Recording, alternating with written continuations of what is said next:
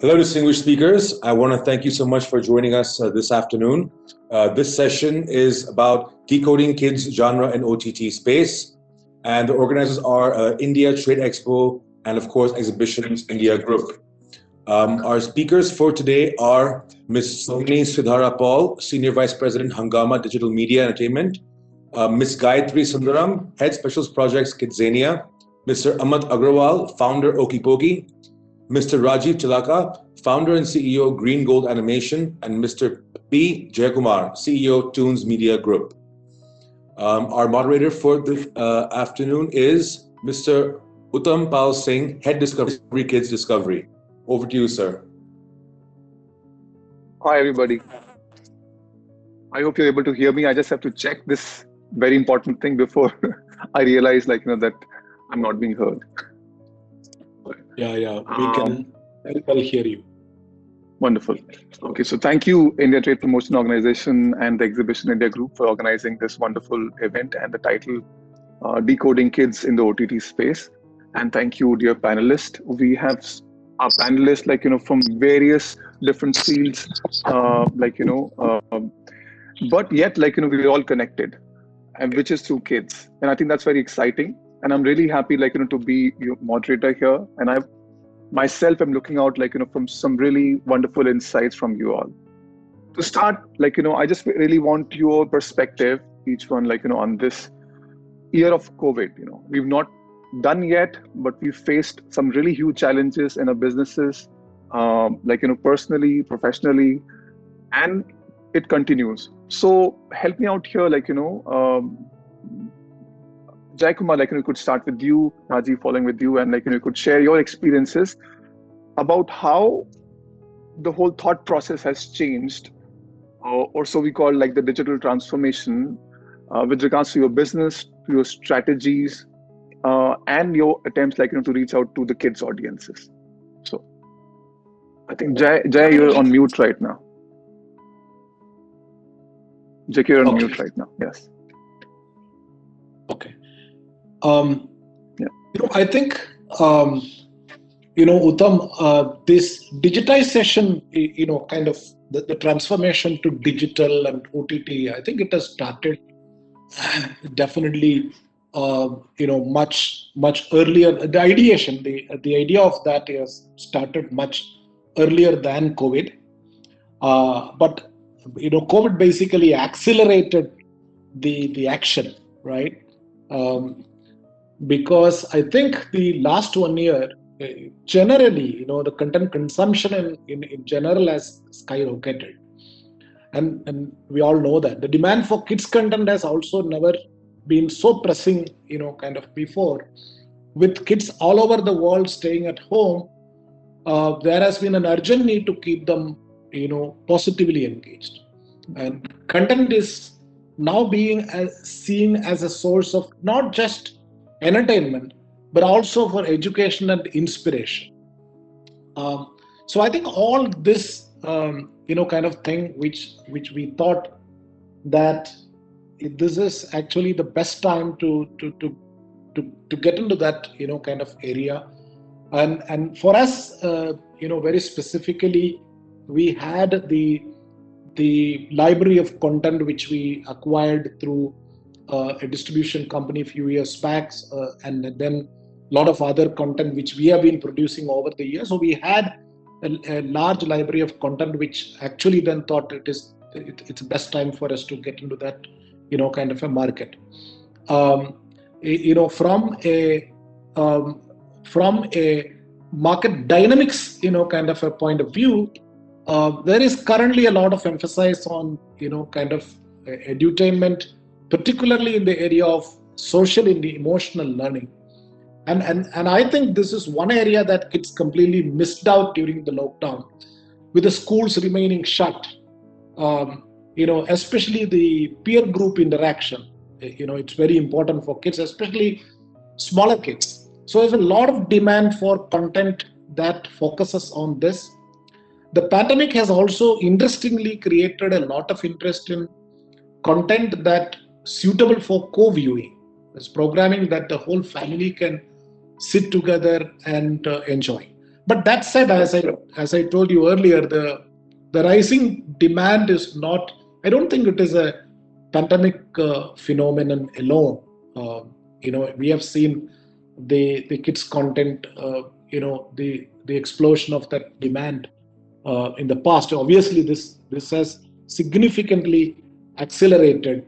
And even I was talking to the head of YouTube a few months back, and they were saying approximately 40% of the kind of reviewing population in the OTT industry are kids. They are early adopters of technology and trends, and are much loyal to brands, shows, and even platforms, than grown-ups.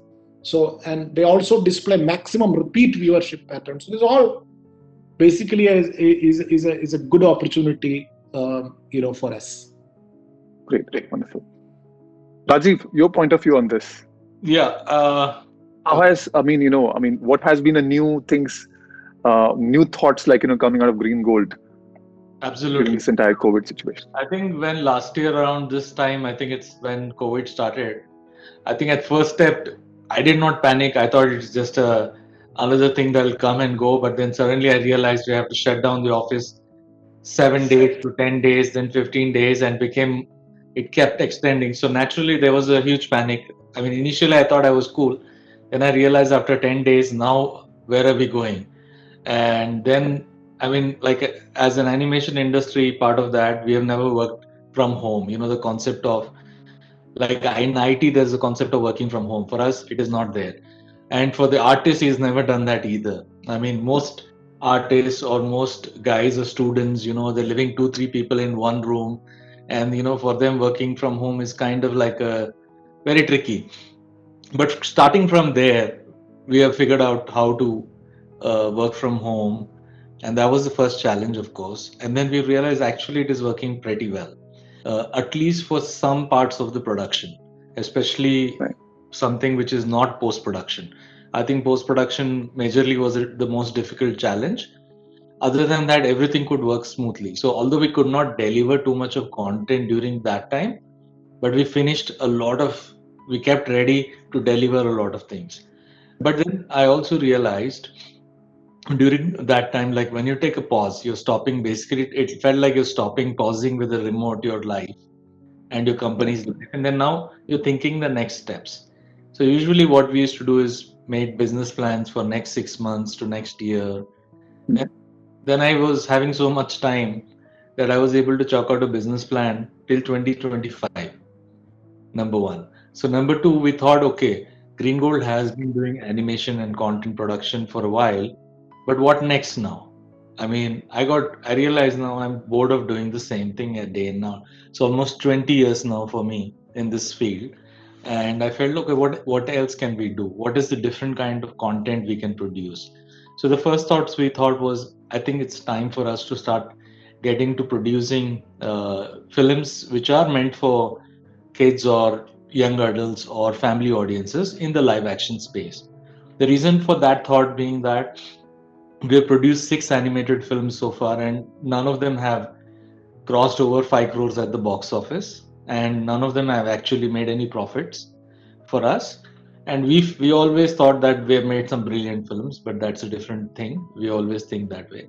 But then when we go to the market, it's a different reality of kids coming or parents coming to see animated films. So I felt live action, of course, with Jungle Book doing well, Lion King doing very well, which are kids films in the box office and collected a lot of money in India also. We felt that is a genre that we should operate. So when we thought we should go to live action side of things, the first things that come up is, okay, one is the creative content creation. Then the other side is the actual production, and the most important part being VFX. So in VFX department, suddenly you see worldwide VFX studios have done extremely badly during COVID times because there is no shoot. For them, in fact, it has been much more challenging than animation companies. Then we realize, okay, so in order for us to go on and do next 10 years of film production, and that to content creation for kids, we need to plug in all these things. One is VFX. Then we realize, okay, VFX shoots are not happening. Then what next? I mean, how long is COVID going to be there?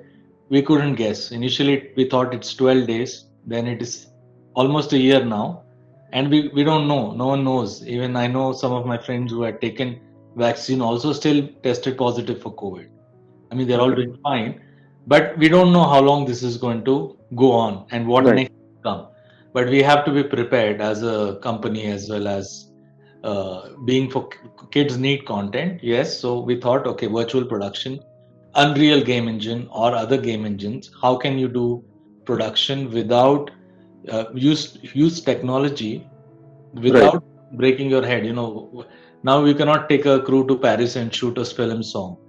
Can we create Paris virtually? So all these things are not just being explored my studio, but all studios across India. And I think the future of filmmaking is going to change, and that is going to be exciting. On kids front, I think there have certainly too many opportunities opening up, including edutainment, like Jayakumar earlier. I think suddenly, like now, you're seeing that. I mean, I saw my kids' first day of class was the teachers figuring out how do they teach something with paper and pencil to the kids. Second day, within a week, they were upgraded themselves to PowerPoint. Now they have much cooler tools they're using to teach the kids visually and stuff like that. So we have seen that. So that means, see, content wise, everyone realized they have to digitize their content, and that means much more opportunities. There's so many schools in India, and there's a lot of money there. So basically, a lot more animation studios will get opportunities to do that. For me personally, edutainment doesn't excite me. Entertainment does.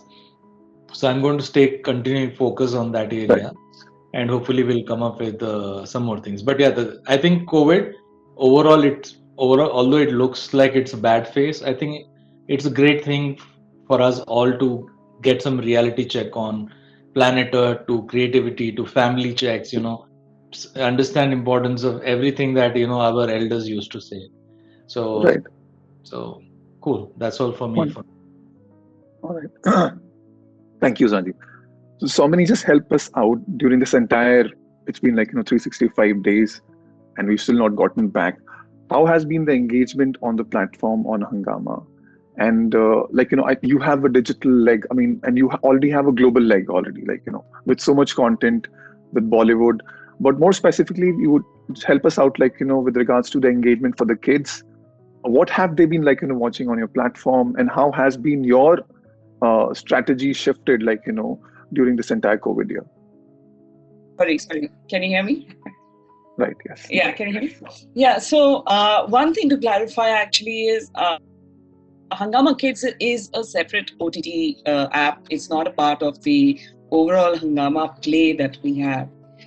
Hungama Play does have kids content, but that is more acquired content. With Hungama Kids, right from the beginning, our philosophy was to be able to provide short form content for kids across the ages. And because obviously we weren't looking at a very high production cost in terms of 3D animation and all of that, we kind of looked at what is it that we want to say and how do we want the app to really work for the users, whether it's parents, whether it's kids.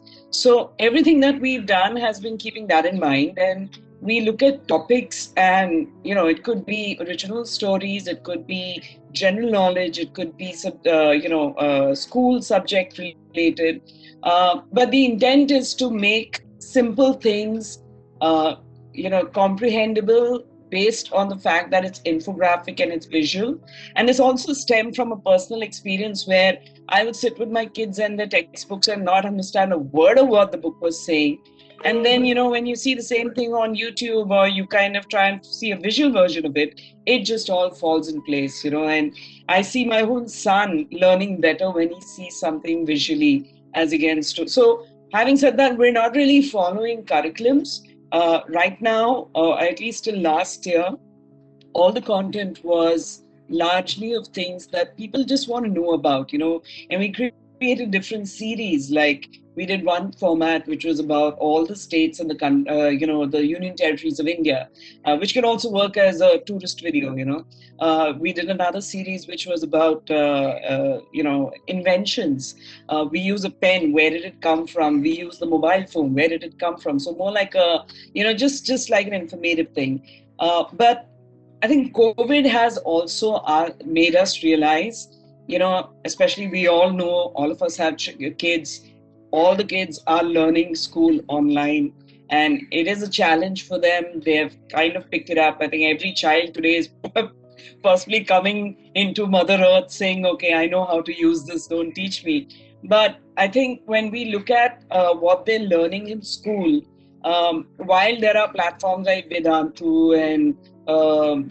rather, and Baiju and all of them, which are really following curriculums, your child still has to be enrolled into a school, right? And if you are letting him watch content, how can you still continue to keep him in the realm of education without it being like as if he's studying, right? So our philosophies go beyond the books. But what we're also doing now is we're creating content specifically for junior and senior KG kids, which is going to be actually following a universal curriculum pattern. So we've actually deep dived into the ICSC, CBSC, SSC, IGCSE, all the boards that are there, and kind of come together with a complete curriculum calendar, and literally to tell parents that you may or may not be able to get your child back to school or where you were sending them. Use this application and you can, literally have your child learn. And of course, it's done. We have a person, one of our voiceover artists, who's also she's a theater artist. So she's actually doing the videos and shooting them. So there's a little bit of familiarity, a little bit of connect. But that's where we are looking at going. We will not go the typical curriculum route. But I think for junior, senior KG, it was important to look at how can parents look at this as content that can still keep the child engaged, because you cannot take the device away from the kid anymore. That's a given. I agree with that completely. We've introduced them, and then. So, but the beauty of this thing is whatever is coming out of them and how are they adapting to it is quite so different. I mean, it's so easy for them to look at it, and that's very interesting. So your point, Amit, I think this is something which you have been studying for quite a while. That's where your forte lies. You've been looking at kids. Your past YouTube experience must have given you a lot of insights to then start your own OckyPocky for early learning, for kids to learn different languages. So please share your experiences, and also share how COVID, the surge of viewership, helped you look at your strategies again on your business. Sure. Thanks. First of all, quite an honor to be speaking alongside all the industry leaders. I'm genuinely excited and humbled. There's so much to learn from each way. When Rajiv said it, Jayakumar sir said it, Soumini with an old friend said it. Looking forward to Gayatri as well. My background in YouTube is I helped set it up in India. I've been working in kids content space for about 12 years broadly, and exclusively only focus on kids space in my own startup life at OckyPocky. This dude here, this is a character. For the last 6 years, I've been just building in kids space. We are in EdTech, so there are layers to this answer. So one is what's happening in the YouTube partner and the individual creator ecosystem. In the edutainment largely is very, very strong trend around, I was talking to my friends at Choo TV and Wagged Out Media, and they were talking about how they saw a huge surge in traffic instantly because kids were home, they had to consume content, they were getting restless. And their entire library got revived in some sense. I think Jayakumar sir was hinting at that he had some catalog which he had acquired a couple of years back, which came to the light in a more stronger way given the crisis and what it meant to the children. The other layer to my answer is the edtech answer. I think we're very strongly positioned in 4 to 12 space. So we're the market leaders in the early childhood language learning for English learning for vernacular children in India. Few million downloads. Saw a massive, outrageous demand. Our servers came crashing. We had to redo the code. Grateful for our partners on the cloud side. Both Google and Microsoft came along at various points in time, and they matched like the highest tier that's possible for support to a startup like us. So we're very, early stage startup in some sense. Our revenue went 100x. So as a founder, that's always gratifying because I think parents were very anxious that it's okay when the government is saying your child will pass, but when we launched our live courses around language learning, we hit upon a nerve, and a lot of fraternity just came forward to back us up. Most of the acquisitions have been digital / word of mouth, and growing 100x on a tiny base is not a big deal, but it's not small either for a startup like us, right? It wasn't zero to begin with. We are also the market leaders in creative courses as a result of this, because a lot of after-school programs got hit. Parents were very uncomfortable sending their kids out, saw massively. But if I have to just step back and look at the whole ecosystem, what really was happening, I think given the insane amount of upsurge in data consumption across the board, what really benefited startups like mine was made for Bharat sort of people who are more ready with vernacular content. They saw an immediate uplift. I think almost all my friends across like big companies, small companies, our investors include people at some very big names like Jio, Amazon, Netflix, and so on. They all reported like their infrastructure team working like around the clock to make sure that the search was handled. So Made for Bharat definitely grew. So whoever was strong in vernacular saw an uplift. I'm sure you guys will have their own story to share. Yeah. The other thing that really went through the roof was because this was a global phenomenon. Now it's harder to market for Indian startups. There are a lot of startups, people sitting in this room who build businesses for made for world sort of business models using digital. It was again much easier to acquire users now because the gap between supply and demand was so huge, right? That just the demand kept coming, and whoever had good content saw a huge spike. Global audiences, people were discovering new countries, new prospects across the board. I do have an audience shout out if there are any questions that will help us, I guess, tailor this. But largely, when I talk about looking forward, right, what are the massive trends that I see? I think there is a lot of chemical change here in across the board on after school programs, because in edtech, people have seen that that the quality of very high quality content being accessible from your home is a huge deal. Whether it's test prep, the tycoons like your big companies like Byju's, Vedantu, Unacademy, they also a huge demand. They were ready for it. It sort of came at them. Startups like us were not the only ones who were growing. And these people will now not go back to their neighborhood academies that easily.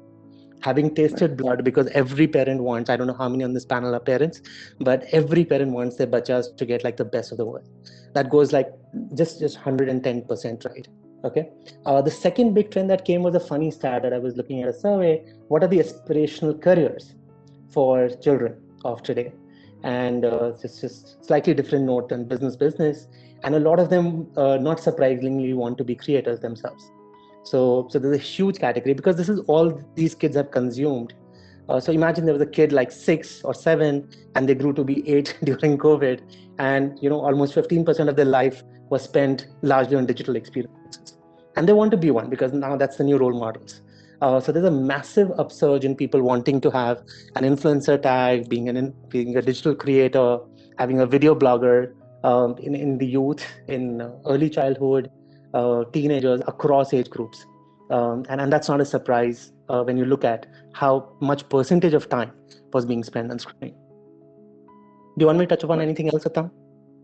No, this is great. We'll come back to this question. It's quite interesting where you are seeing, I think I'm also very interested to know, I'm learning, whereas we've been working on creating content, and we expect the kids to be passive viewers, but you're touching on a point where where they're pretty much active and they want to be out there, showcase their talent, and drive an entire viewership for themselves. So, but I think this is a very interesting point here, Gayatri, for you to come in and share your experience, and basically KidZania being one of the most popular destinations for kids to go to.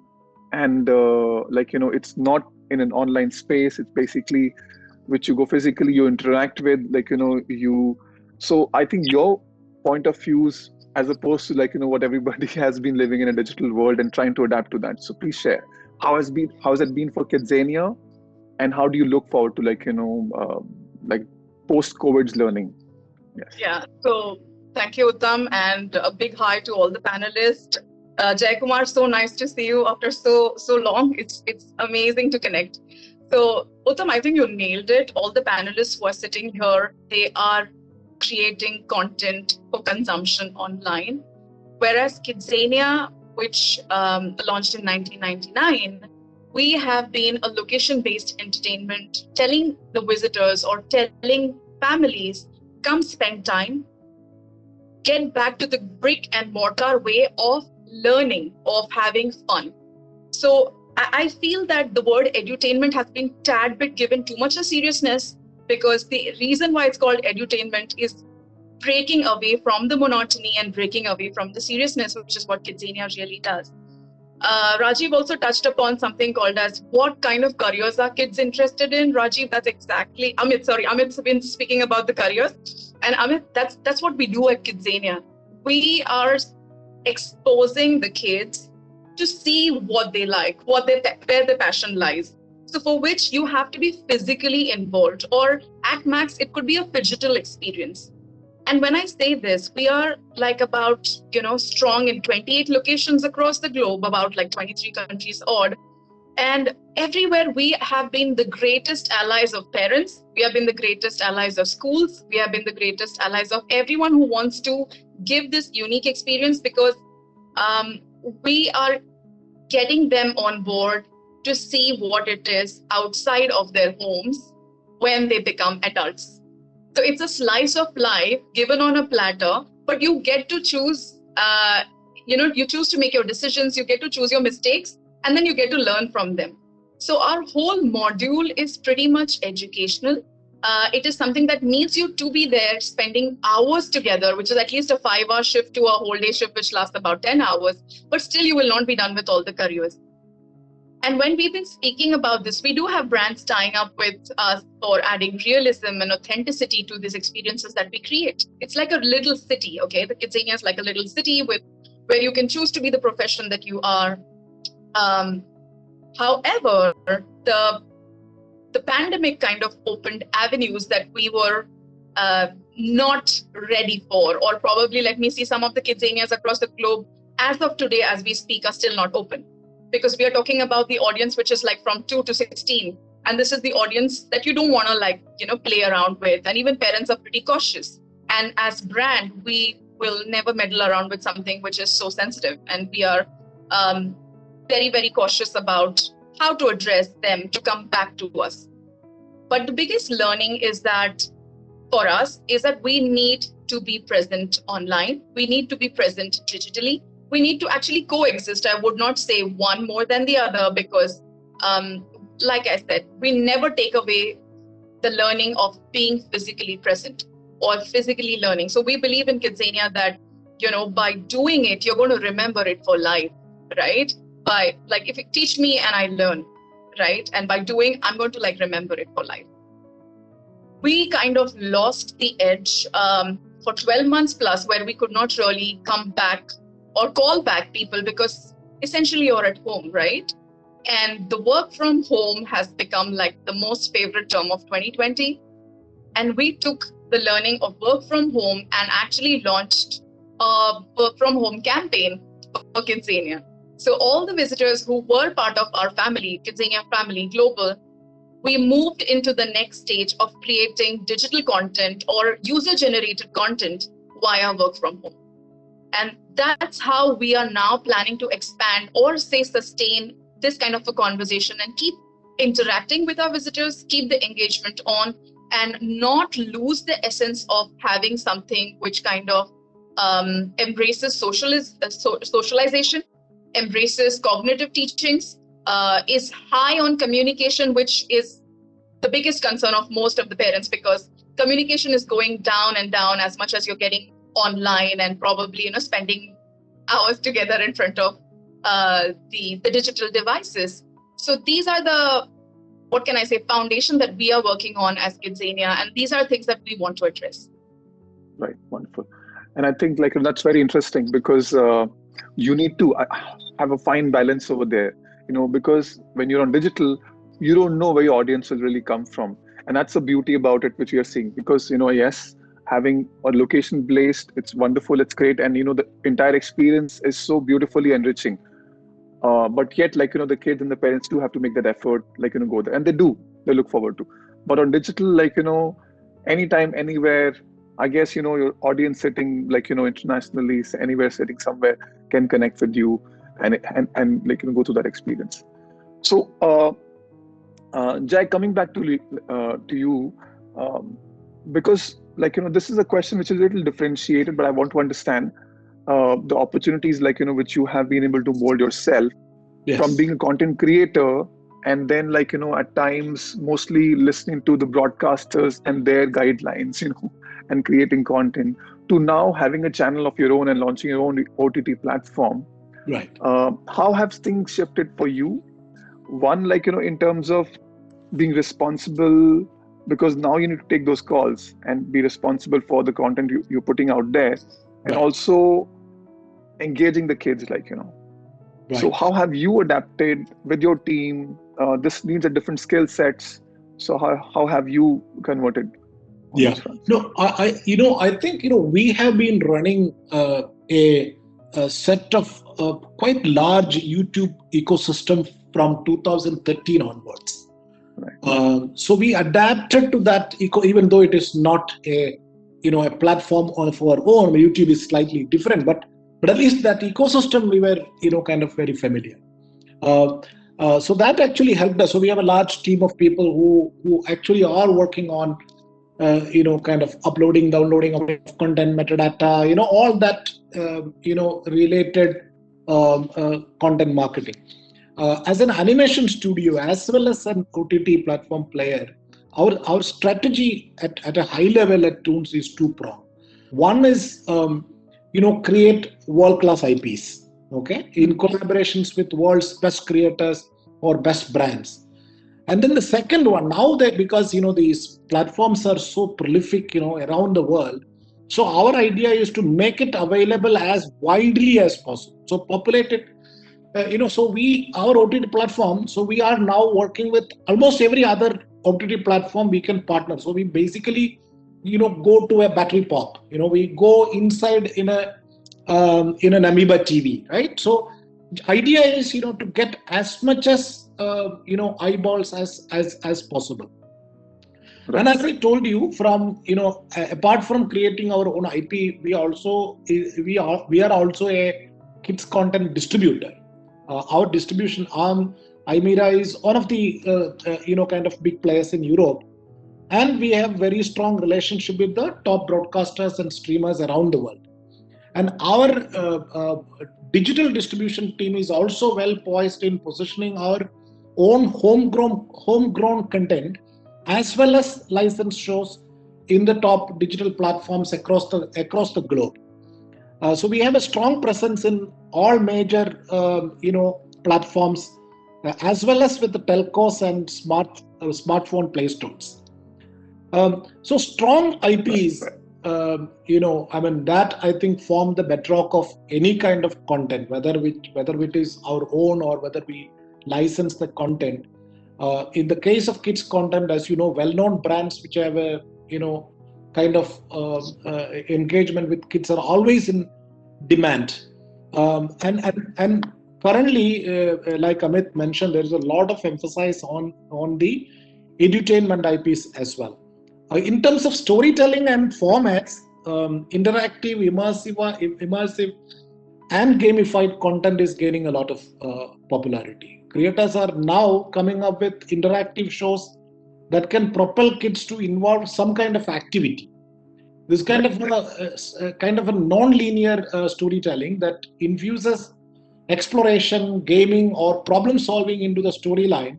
And I think that kind of content is very particularly suited for VOD platforms. The trend towards shorter show formats that is compatible with the easy and quick viewing on mobile devices, I think it will continue to grow. It is also increasingly created a lot of interest in content suitable for co-viewing. Programs that parents can watch with their kids and maybe even encourage them to take up an activity together with the kids. For example, shows that promote DIY, where the experience goes beyond the screens and kids and parents spend time together, not just watching the show, but also building and creating something based on the cues given in the show. So we are basically one great thing, Uttam, as we discussed, sometimes back, is that one really great thing about this platform, sir, it basically gives a lot of information back to you about the behavioral pattern of the viewing, right? Unlike in a linear platform, you just probably get a rating, but here you get a lot of kind of audience, their behavioral patterns we will be able to really analyze. So I think that which program is doing actually getting more viewership, and which area and when this the viewers are actually leaving the content. So once you analyze those kind of information, I think you will be able to better in a better position to serve the consumers. So are you starting to get those information already to then shape up your next set of content, or is it still work in progress? No, we are. Currently we haven't really changed. We are adding more content, but we have not changed. I think it probably will take, because we are at the very early stages, and we have. I think we are happy that we got a reasonably good response. But now we just started actual marketing. We basically engaged a marketing agency in US to really go to the next level. So we are seeing that, but I believe we are at the very early stages. We are getting information, but I think we probably need to wait a couple of more months to get more, information in large quantity. Right. Yeah. No, great.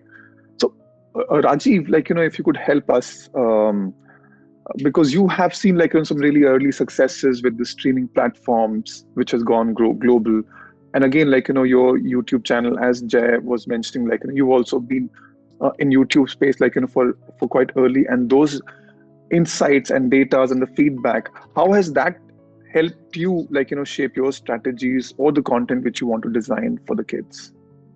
I think something that I've learned is that in the last 2 decades is that, number one, example, you have a headache, you need to take a crocin or aspirin or whatever. You don't take vitamins, and similarly, in a situation, you need to understand what you need to give to kids at what time, So if you do something, if you don't have the right timing, the right show, I think it's not going to go anywhere, the show. I think I've seen in the last decade, a lot of brilliant shows created by Indian creators. Either they came ahead of time or behind their time. So we need to, one, understand that what is the content needed, and you have to do tests. And I think the YouTube platform is best way to do a test, like whether your idea works or not. You can understand the new things, the new way things are going. Other important things for you to understand is, we're talking about digital. Example, Mighty Little Beam has done extremely well on Netflix.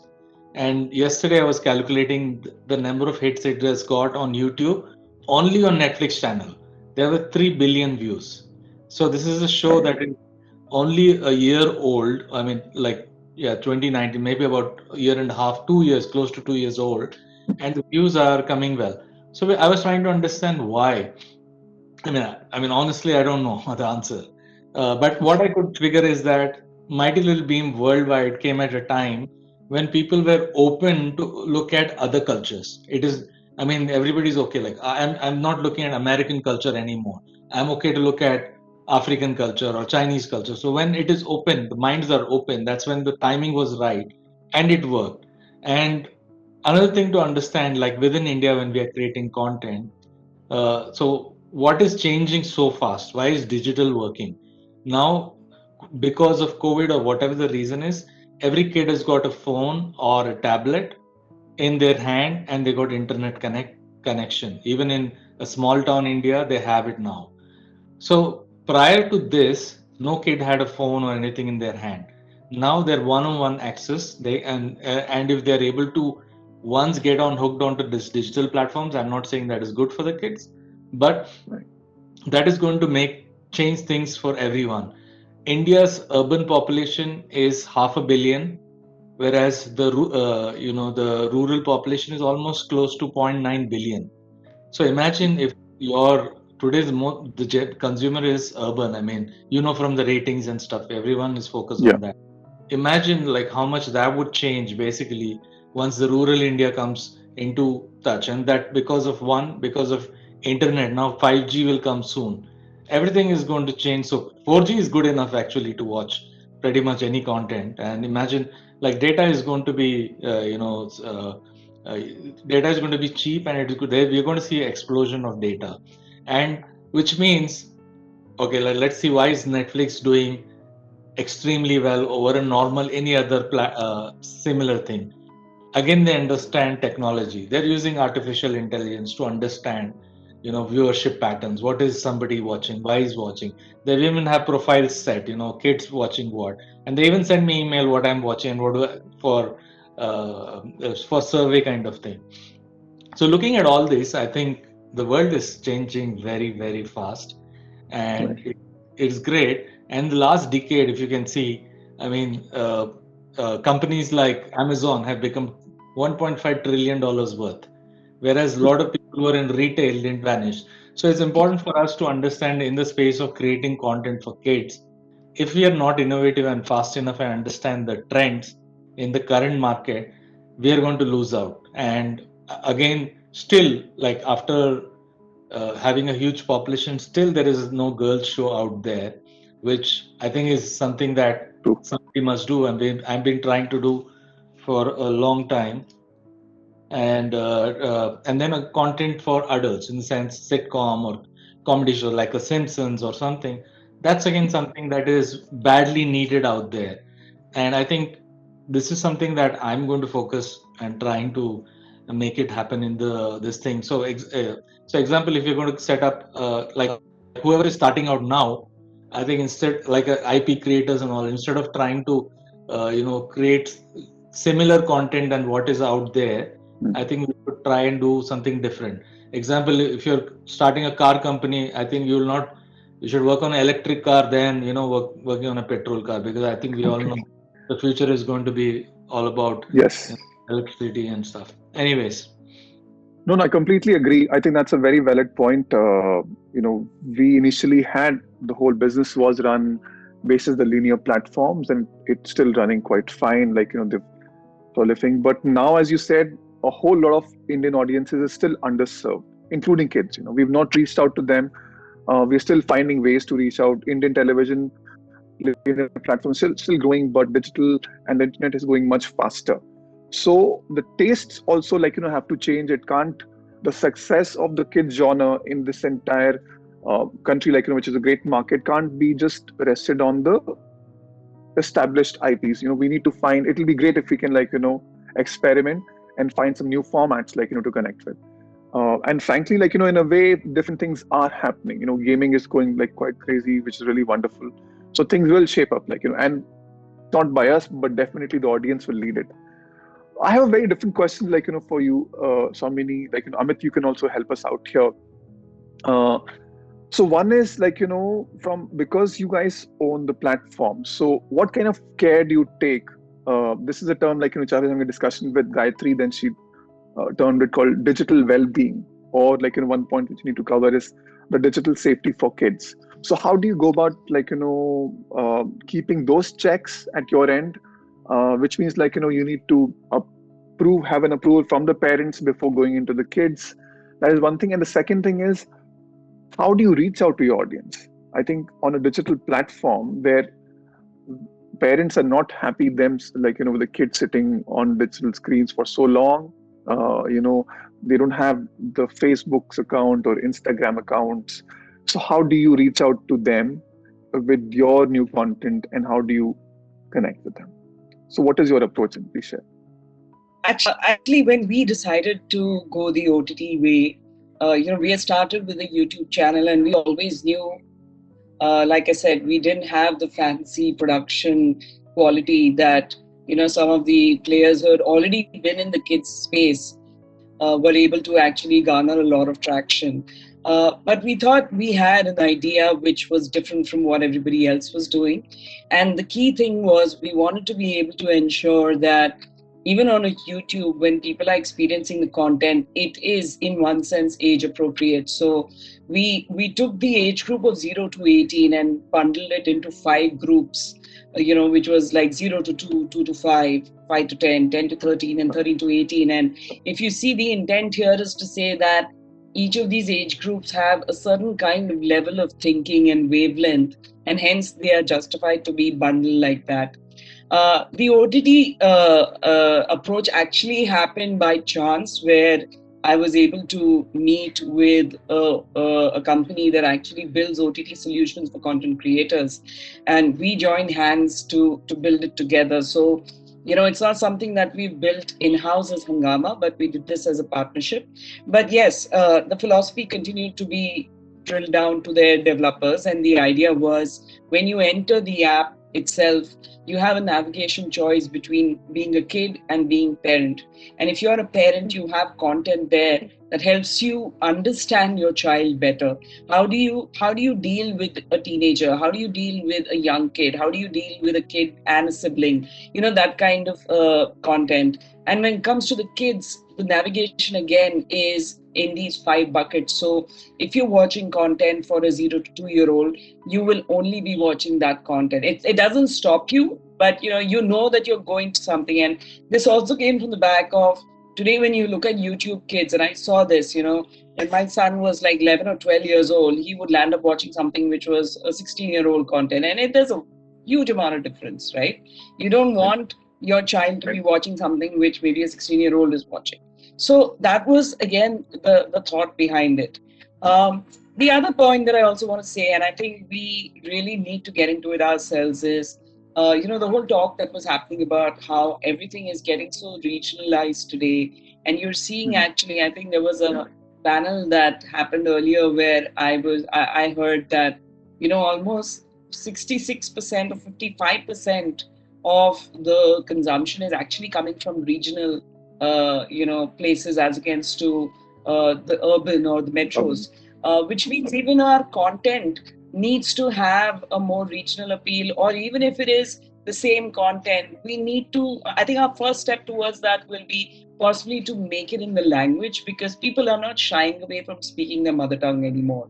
You even see the youth today mixing up, say, Gujarati and English, or Punjabi and English, and Tamil and English. So, it's strange because, I grew up at a time where Doordarshan was the only channel, and when we had Top of the Pops, we suddenly felt westernized, and we found it very cool, to speak in English and associate with the West. But the more satellite and digital and everything has become, we've actually kind of internalized ourselves, and we're becoming more regional. We are proud of our language. So I think as players in the content space, we need to give that to the audience, because they are willing to lap it up.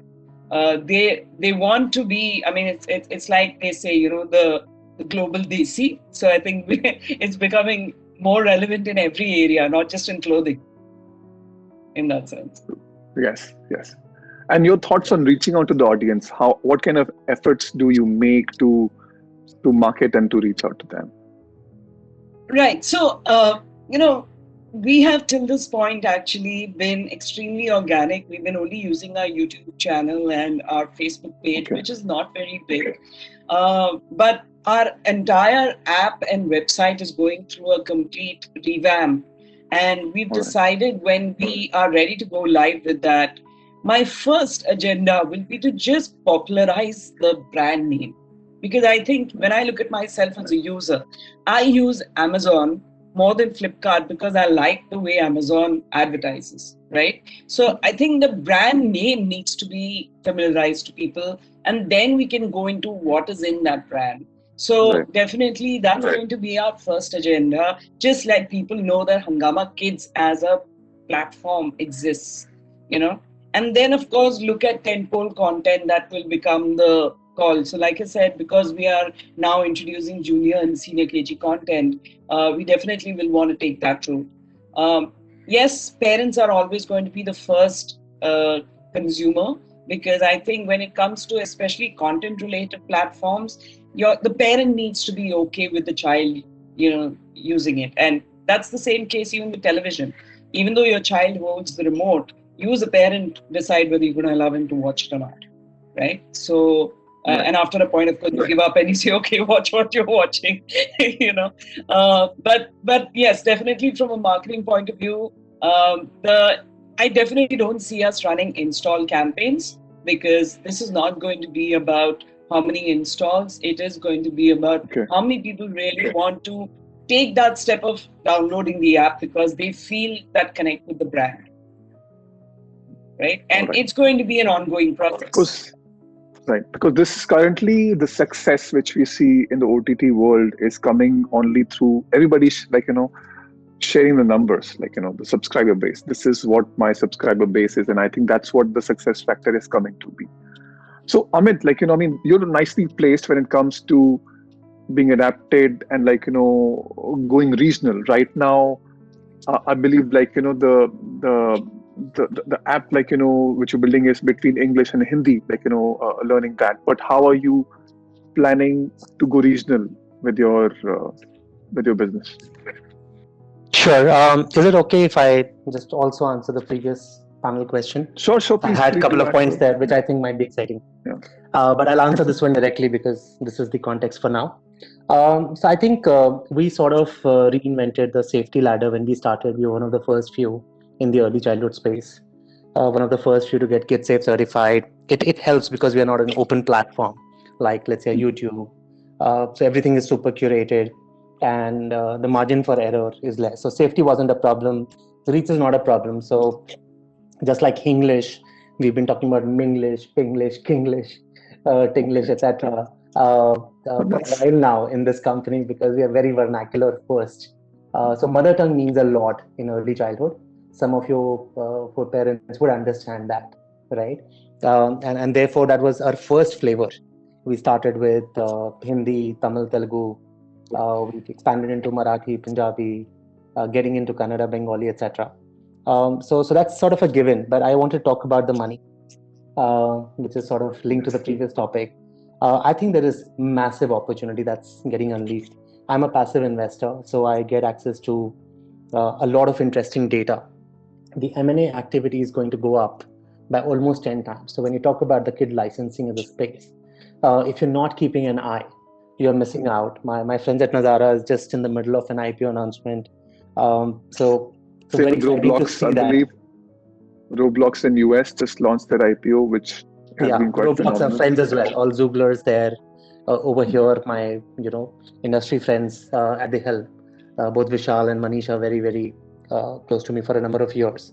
And whatever I hear from the other aspect of this opportunity that we have personally seen comes from the fact that, whenever I talk to my friends at Hotstar, Alt, or Reliance, we talk about this whole digital content commerce unleashing. So separate it out from e-commerce that Amazon and Flipkart did, or was extended to food category by Swiggy's and Zomato's. But digital content went up overall as a commerce play by 100 times. Now, if you go back, right? So Google's first big wave happened when e-commerce began in this country, because of an ad platform that became so easy, right? Because the content was being leveraged for eyeballs into a purchase experience which was being bought online. Now think about completing the loop. The content is also being consumed online. The eyeballs have gone up so much that we're seeing partnership opportunities come across. We have a financing partner now. We tied up with the largest Indian private sector company called Quest. But largely from this panel's perspective, if you're not running pilot campaigns for performance now with all this increased viewership, this is your time to go out and make those experiments, because people are consuming content. We are running those experiments with some of these platforms, creator platforms, partner platforms. The only thing is that this is a place where you control some of the user access, because if your content is sitting on somebody else's platform like YouTube or Facebook or Netflix, then your capability to do anything with that user beyond just giving content up is not that high.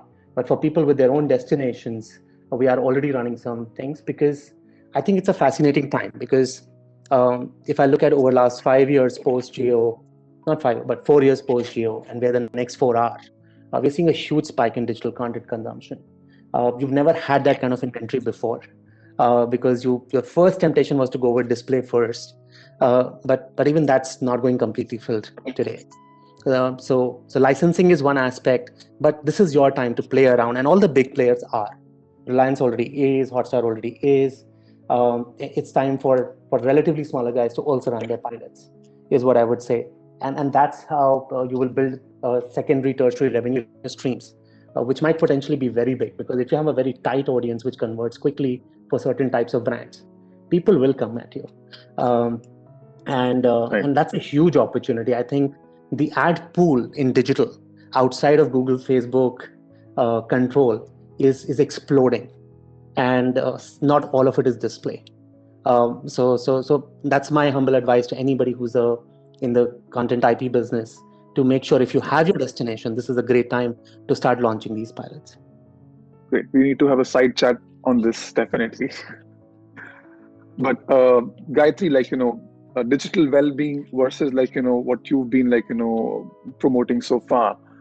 How do you see things, and what would you really like the digital ventures to take consideration the experiences from KidZania? Yes. So when I speak about digital well-being, it also comes largely from a point of view that we have been speaking to the parents, or rather having real amazing focus group study on one of the most, I would say, elaborate set of people. When we do speak about parents, their biggest concern today is, yes, their kids are watching, are spending a lot of time on digital devices. Everybody would know that thanks to the COVID, now everybody must be having 4 to 5 devices sitting at home, probably one each for every child. The problem here is, where does this stop? What kind of content do we monitor? I mean, you cannot be a helicopter all the time with your child, deciding what does he see or what does he not see. For example, my son is 3 years old. Till he was about 13 months old, I never let him watch TV, because I was providing content live, and I was providing him information, or I was interacting with him. I was pretty much hands-on. But in the pandemic, when I've been working from home, I have needed to bank upon some digital content creation or digital content which is available online, for which I had to do the research of what do I want to expose my child to. And like I said, age appropriate content is key. It's not that there is so much of content available, just put it through your child. As parents, your filter is firstly to choose which profile you want to be embracing, or you want to be putting your child through. So for example, though I know YouTube is one of the most easy access and something that kind of fits into your phone, and even if you're at the airport and your child just needs a distraction, YouTube is the first thing that comes to your mind. But I have taken that effort to make choices like a Khan Academy Kids, which is pretty interactive, where the kid is learning by engaging, which is the module at KidZania.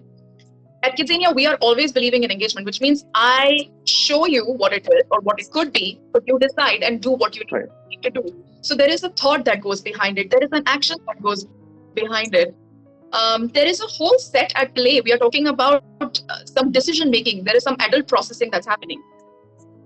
At KidZania, we believe that we're making the future generation, which is supposed to be really responsible, really accountable. And I promise you, Uttam, I have spoken personally with not less than at least 3,000 kids so far, personally. And we are speaking about the most mindful generation of all time. Smart is an understatement. We are talking about someone who has the potential, and I talk to them for ideas. And if we have to nurture that talent, if we have to groom that talent, we cannot make them like passive watchers. We cannot make them just sit back and see something. We need them to act upon. We need them to engage. We need them to give us feedback so we improve. And at KidZania, it's possible, but I'm not sure on digital how many of the content creators are putting purpose before profit, right? So, my biggest lookout in any and every app which has content is who has put the purpose or who has put the digital well-being of a child even before I had to put a filter. So, for example, you can set the timing at which you're watching the show, and this is probably a tip for getting into the space. But I want to know, what is my child learning? I just don't want him to like sit back, eat, and watch TV and make television the eating companion. It needs to be an active teacher or like a learning experience where there is constant nurturing, constant brain tickle. We cannot tone down the mindful generation. We, if cannot run at their pace, must stop and respect the pace that they have taken. And that's where, for me, the digital well-being is drawn. Like, if there is just redundant content that gets played online, which is the same rhymes and rhythms that you've learned before, but without an engagement, clearly avoidable. That's personally, in my opinion. It's not a endorsement for sure. But as a content creator, for me, I take note when any content creator has gone that extra mile to understand that the audience that they are speaking to not just demand something, but they are very, very adaptive, they are intuitive, and they will give back a feedback. So if you're able to take that in the right sense, and we do take a lot of time to like put that in action because we are physically active, right? But for us, we have placed the children at the top of the hierarchy for us, and then come everything else. So for example, if I have created a content and that's gone live, and I think, oh my God, I've done my research and that's fantastic, this is going to be super successful. For example, cooking, culinary school, it's all engagement, right? It's about measurements, it's about making your dish, it's about plating up. There is creativity, design, math, everything involved when they kind of put a dish. And the child says, this dish is horrible. Who even came up with that idea? I need to go back to the drawing board right the next moment and say, okay, that was a fail. I need to revamp. So we need content creators like that who are able to, take back these kind of feedback. Right. No. Gayatri, you and I need to meet. Side chats, all right. Yeah. Same here, side chat. No, I think we have a fun story here. There was this rhyme, very popular, London Bridge is falling down. It had a watchman who's like smoking, and we chopped off that completely because that's just not going on my platform. Even if I wrote a warning, my 3-year-old cannot read, right? So warnings don't work for 3-year-olds. You just have to be brutal about prioritizing what's safe and not safe. So yeah, I'm happy to share a lot more, but I understand where you're coming from. KidZania is a very different kind of a brand than any other else out there. Very, very focused on role playing. Something very close to my heart. Sorry, Uttam, you were trying to say something. Absolutely. I'm just adding to the point because there's very little time left. And I think we almost finished, but it's like with great powers come great responsibilities. And I think this is what we have, all of us, in our hands. That's very important to shape up the next generation. We can't, really see them from our lens, because they are going in a very different, environment. And I think for me, I would be more than happy, if I can learn from them. And how come they're adapting so fast? Because I have my own inhibitions, frankly. But when I see them, and they, aaj shuru kiya, kal, they're already experts. So I get to learn a lot, And frankly, because of that reasons, I have made accounts on some of those, multiplayer games with my daughter, just so that I can be part of that entire action. I don't want to get missed out. What is really keeping them exciting? So fun fact is Rubik's has 6 colors. Now, if you can name 6 colors in 10 seconds, that's not bad. We have kids now who can solve it in 10 seconds. Just a fun fact. This is like more than biscuit invasion. With their legs. With their legs, Amit, not just hands. Not even seeing that, like, you know, and with One hand blindfold. also, blindfolded also. So amazing stuff. So I don't know, Jared, do we have time? This was still like, you know, I think the discussion was just opening up. Yeah, the session is actually over now, guys. You have to wrap up. I'll give you 5 minutes. All right. So in 5 minutes, I guess, like, you know, I just really would love to know, like, little future, like quick snapshots, you know, in one lines. How do you see this kids genre for the future? How is it, like, you know, what kind of thoughts do you have in your mind for the kids between 4 to 12, like, you know, which is, I think, the core which connects all of us together? Can I go first? Yes, please, definitely. Open. Yeah, so I definitely want to connect with Gayatri and look at how we can actually partner together and do stuff, because I think there's a lot of wavelength there that's matching. So that's my takeaway here. Super game. Super game. Right. So, JK. yeah, So I mean, in one line, if I have to summarize, if in one line I have to summarize what we all are doing here, I think one thing we all believe in, and I think we should believe in, is that we have to put kids before everything. And when I say kids before everything, which means grooming them in the future that we probably did not have or could not make, and helping them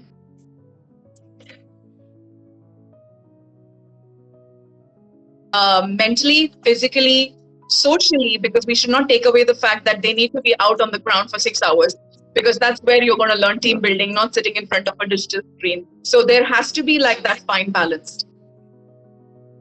Another thing which I got to know, because you just mentioned, this is Elon Musk, like, you know, has set up a school in Stanford, which is like, you know, he believes that these kids who are growing up currently will be able to save the world. Definitely. And so they need to go through simulations, like, you know, exercises right away, strategizing right away, because they can learn very fast and they can do it. So, I mean, very interesting thought, which I got to know from my friend, because he sends his daughter. Like, you know, JK, your thoughts, future. Sorry, you're on mute. I think, JK, you're on mute. Right. JK, you're still on mute. Can you hear me now? Yes. Okay. So we are very excited, Uttam, about, you know, we are launching a new platform. It is an education platform, but it is not, it's not about curriculum. So we are actually launching a platform for creative courses, right? With three market segments, you know, kids, and then for aspiring professionals and homemakers. And we will be launching it in April. So this is something which is one of the biggest launch. So we are quite excited to see that. We have already partnered with UNESCO, and UNESCO is now taking us to around 20,000 schools. But it is short kind of courses which are not just animation and visual effects related, but generally kind of broader creative courses. Wonderful. So this is something which we are Rajiv. Very excited. Cool. Yeah, I think for the future, I think I want to create content that encourages kids to think out of the box. You know, not the traditional kind of thing. So we want to experiment a lot. So from inside the box, which you've been doing, we're going outside. Wonderful. Amit, your thoughts? Sure. So I think my takeaway was be obsessed about quality, be conscientious and age appropriate. And my own pitch addition to that was make lots of money while doing it, because you all got those to pay. We are sort of the market leaders in kids space for creative courses. We actually have the biggest faculty possibly for Rubik's Cube and some of the traditional and modern Indian painting. But in general, open to partnerships, because that's a very big focus for us this year. And we're already stitching up some very, very huge volume partnerships. So excited to do more. Great. I think because you said that, I would love to see some collaboration happening. Like, you know, I would like, you know, see how Chota Bheem, could be one of the best educators, coming out. Great opportunity out of that, or any collaboration which you're discussing. So, with that thought and these wonderful, thoughts on the future and the entire, all of us being bullish on this kids genre, definitely, on the course, making a lot of money. Thank you, everybody. And Thank you very much. all the best, Thank you to, ITPO and Exhibition Group for helping us organize this event. Thank you all. Thank you, sir, Thank for a you all. wonderful Thank you guys. Just one more thing, I'll take a quick snapshot with everybody smiling, that will be great. Oh, I think we just lost Rajiv, but I'll add him on a Photoshop. All right. Thank you. Thank you. Thank you all. Bye. Bye-bye. Thanks, Uttam. See you. Thank you, Jayakumar. Take Bye. care.